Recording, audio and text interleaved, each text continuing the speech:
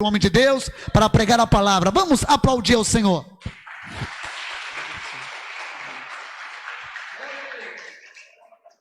Glória a Deus. Meus queridos irmãos, recebam a paz do Senhor, amém?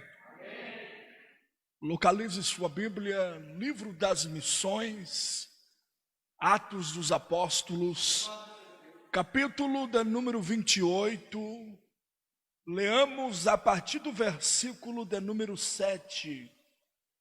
Livro das Missões, Atos dos Apóstolos, capítulo de número 28, leamos a partir do versículo de número 7. Na proporção que os irmãos localizam o texto sagrado, quero magnificar a Deus pela oportunidade que nos foi outorgada. Deus em Cristo abençoe o pastor presidente dessa casa, pastor Samuel Galvão. Deus abençoe pela confiabilidade. Também o meu amigo em particular, pastor Ricardo. Deus abençoe a sua vida, sua família, seu ministério. Toda essa igreja, que Deus em Cristo possa abençoar. Minha esposa que está nos auxiliando nessa empreitada em levar o Evangelho de Cristo. Queridos, primeiro livro que está registrado em Atos dos Apóstolos, capítulo de número 28, versículo de número 7. Os que localizaram a porção, digam amém. E perto daquele mesmo lugar havia um sítio que pertencia a um homem, o principal da ilha, por nome de Públio, o qual nos recebeu e nos hospedou com muita honra por 3 dias. Repita comigo: nos recebeu. Bonito, mais fraco, diga mais forte, enche o pulmão de ar e diga: nos recebeu, nos hospedou por 3 dias. Se assente glorificando a Deus, magnificando ao Eterno. Meus irmãos, observamos que o texto que embora acabamos de ler, requer a minha e a sua preciosíssima atenção. Por mais familiar que seja o texto, Deus, ele tem uma palavra rema a ser introduzida no meu e no seu coração. Quando observamos a Bíblia Sagrada no livro Atos dos Apóstolos, mais conhecido como Livro das Missões, ou o Evangelho do Espírito Santo. No capítulo 1 desse livro, vamos ver o Dr. Lucas aqui destacando um tratado a Teófilo concernente daquilo que Jesus não só começou a fazer, mas também começou a ensinar. No capítulo 1, no versículo 8, Jesus ele vai destacar uma ordem ao seu colégio apostólico e à igreja de um modo geral: permaneçam em Jerusalém, até que do alto vocês venham ser revestidos de poder. Há uma profecia que outrora foi profetizada pela boca do profeta menor por nome de Joel. No capítulo 2 e no versículo 28 do seu livro, Joel profetizou dizendo: e o Espírito do Senhor vai descer sobre toda a carne, vossos filhos e filhas vão profetizar, vossos velhos terão sonho, e os vossos mancebos visões. Mais adiante, em Mateus capítulo de número 3, versículo de número 11, um profeta chamado João, mais conhecido como João o Batista. João o Batista estava no deserto da Judeia e ele batizava pessoas em águas, e ele vai frisar: eu, João, batizo em águas para arrependimento de pecado, mas aquele que vem após mim é mais poderoso do que eu, cujas sandálias dos seus pés não sou digno de levar. João estava falando do Cristo. João pregava dizendo: convertei-vos, raça de víbora, porque é chegado o reino dos céus. Só que agora Cristo, ele chega com o objetivo de bater batizar com Espírito Santo e com fogo. No Evangelho de João, capítulo de número 14, versículo de número 1, as palavras de Jesus para a igreja: não se turbe o vosso coração, credes em Deus, credes também em mim. Na casa do meu Pai há muitas moradas. A promessa que ele vai subir, preparar morada, mas não despede a igreja de qualquer maneira. Ele vai enviar o Espírito Santo, o Consolador. No capítulo de número 2 deste livro, Atos dos Apóstolos, a igreja está dentro de um cenáculo, dentro de uma casa, orando, aproximadamente perto da festa do Pentecoste, conhecida pelos judeus como festa da semana ou festa da colheita.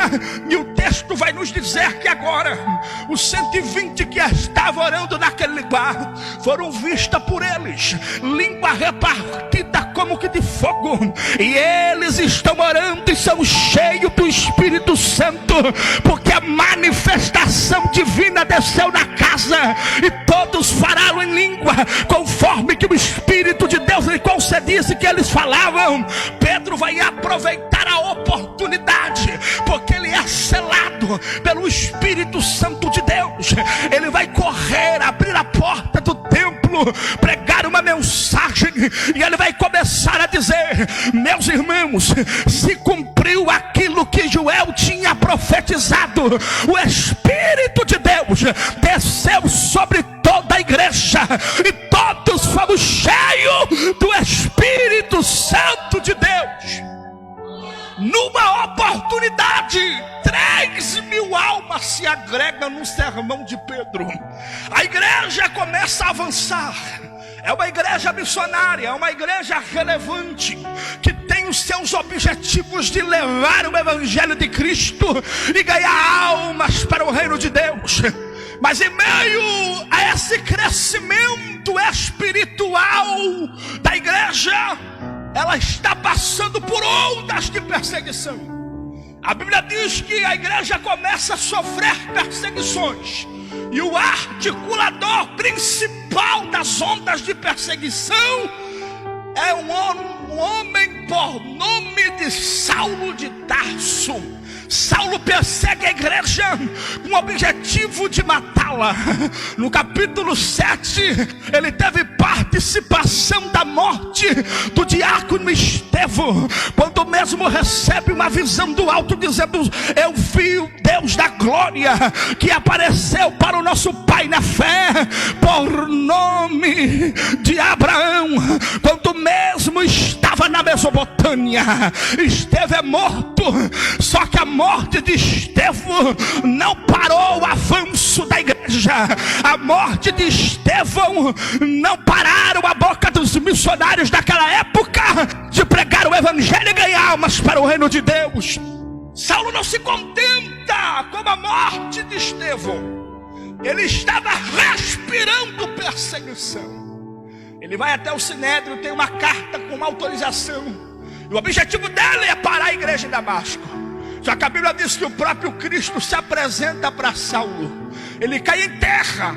Há um trabalhar da parte de Deus sobre a vida desse homem, porque Deus já iria levantar Ananias no capítulo 9, no versículo 11, para ir na casa de Judas, na rua chamada direita, para orar pela vida do nosso irmão Saulo. Ananias vai, ele ora, estende a mão, as escamas que estavam sobre os seus olhos caíram, e Deus agora transforma a vida de Saulo, e ele é conhecido como Paulo, apóstolo do Senhor, pregador da palavra do Cristo ressuscitado. No capítulo 28, o texto que lemos, Paulo, crente no Senhor Jesus, ele está em mais uma das suas viagens missionárias. E o texto vai dizer que o itinerário de Paulo é chegar em Roma. Ele vai entrar numa embarcação de um homem por nome de Júlio, e ele vai sentido a Roma. Só que Deus vai interferir Na viagem que Paulo está tomando, a Bíblia diz que um vento chamado Heraquilão vai soprar na embarcação, e Paulo e toda a tripulação vão sofrer o naufrágio.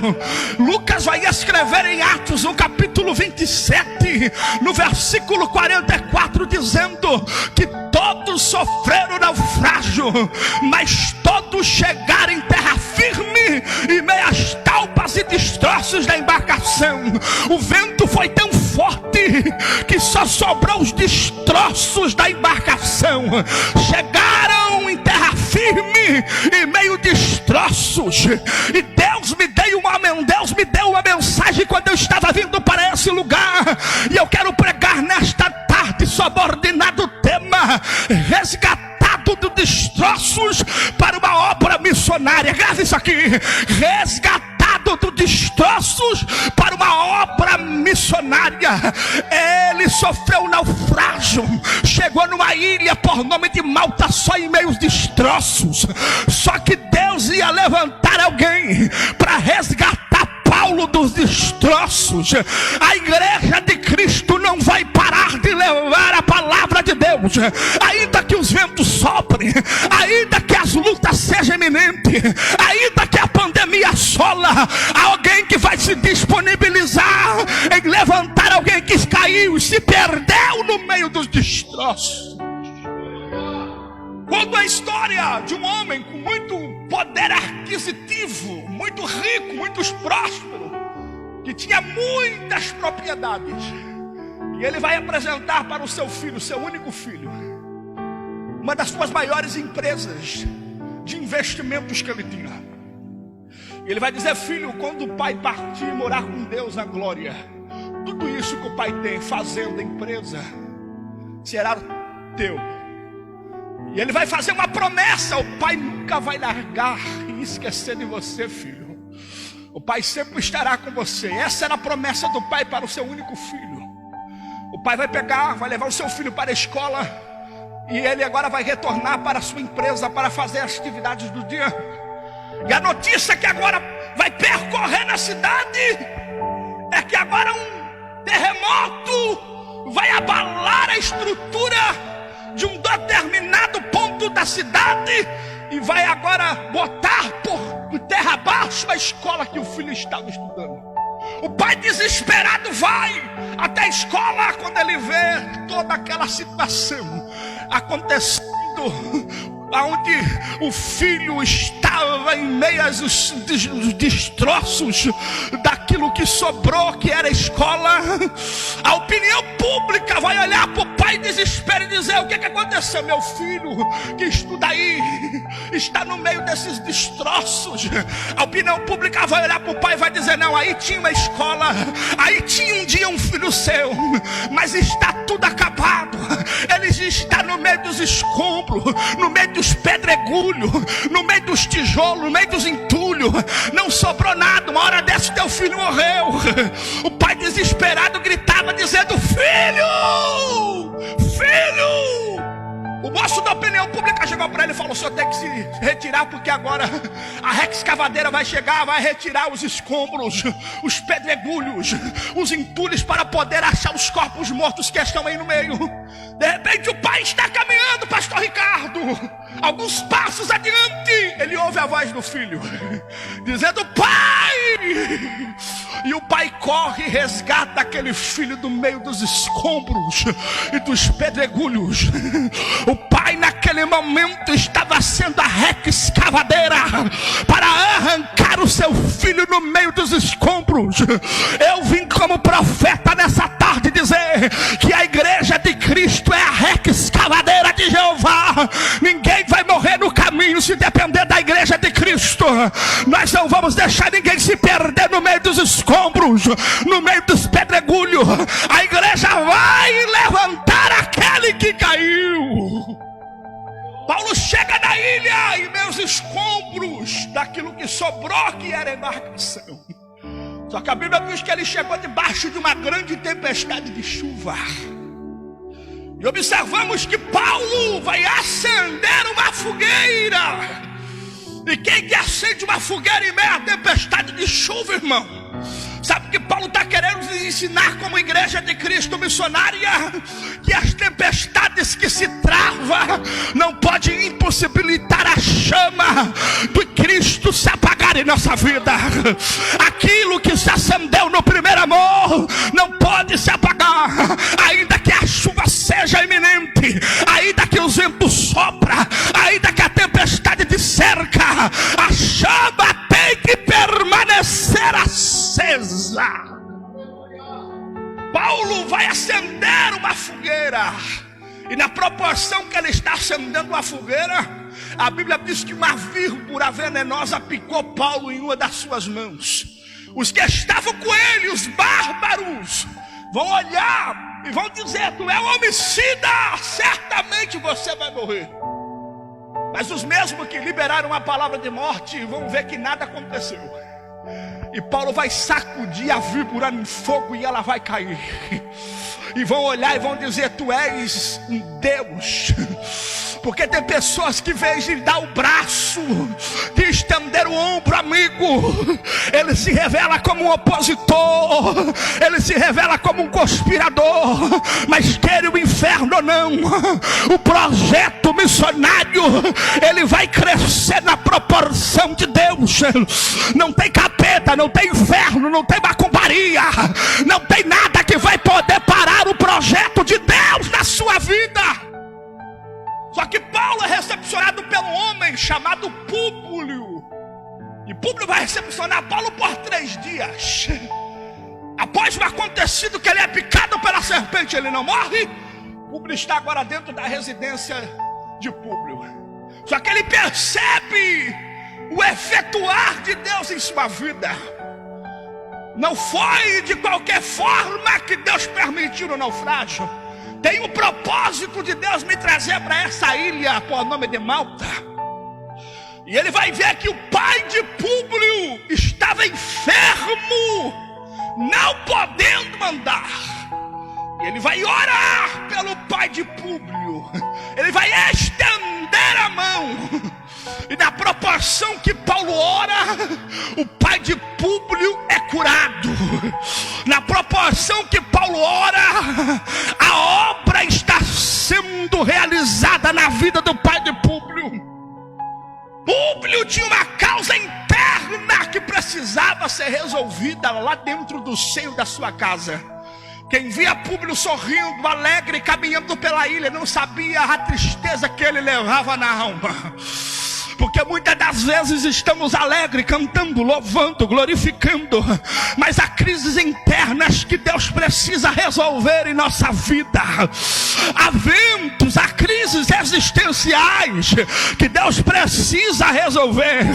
E eu vim como uma voz profética nessa tarde liberar algo para você e para a tua casa, que na proporção que você adora a Deus aqui, Deus vai resolver as causas internas da sua casa. Deus vai resolver as causas internas da sua família. O pai de Públio está agora andando pela ilha, com aquele sorriso 9h15 ou 15:3. Está feliz, caminhando. Vão olhar e vão dizer: o que é que aconteceu? Lembra daquele homem que era perseguidor, que teve participação da morte de Estevão? O que tem nele? Ele agora é apóstolo. Ele agora é pregador do evangelho. Ele agora é missionário de Cristo na terra. E ele foi recepcionado pelo meu filho por 3 dias. E ele orou por mim quando eu estava no leito sem poder andar. E eu recebi a cura introduzida por intermédio do Espírito Santo de Deus em minha vida. Ele vai testificar aquilo que Paulo foi usado por Deus para abençoar a vida dele. E o texto diz que os demais da ilha vão procurar Paulo. Paulo ora, o milagre acontece. E a ilha de Malta agora está enaltecendo o nome de Paulo, dizendo: Paulo é homem de Deus. Paulo é homem de Deus. Aqueles que liberaram a palavra dizendo que ele iria morrer, agora tinha que ver uma caravana andar por Malta e dizer: Paulo é homem de Deus. Paulo é homem de Deus. Paulo é homem de Deus. Deus, o projeto missionário vai avançar. O inferno vai ter que dizer que Cristo, Ele é o dono da igreja. Quer o inferno ou não, Deus vai introduzir a obra missionária e terá um crescimento em nome de Jesus. Observamos que depois que cumpre os 3 dias de Paulo recepcionado na casa de Públio, ele vai se dirigir a Públio, o dono da ilha, dizendo: eu tenho que continuar o meu itinerário, eu tenho uma missão, eu tenho um propósito, e eu não posso parar, porque grande é a obra e a construção do propósito.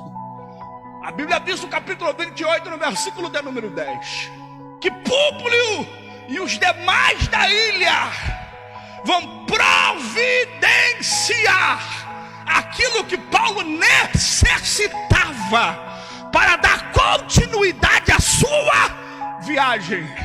Cá para nós, o barco tinha quebrado, sim ou não? Ele tinha chegado em meus destroços que sobrou, sim ou não? Ele não tinha mais embarcação para continuar a viagem. A conotação que dá para isso aqui no capítulo 28, no versículo 10, é Públio dizendo: se depender de mim, do jeito que você chegou na ilha, você não vai sair. Tem gente que já entendeu isso aqui: se depender de mim, da mesma forma que você chegou na ilha, você não vai sair. Se depender de mim, a obra missionária que foi implantada em Malta será implantada por toda a Ásia Menor. A obra missionária que foi realizada aqui vai ser realizada por todos os confins da terra. Públio vai providenciar uma embarcação nova para Paulo continuar a sua viagem. Levante a mão que eu tenho uma profecia de Deus para a tua vida.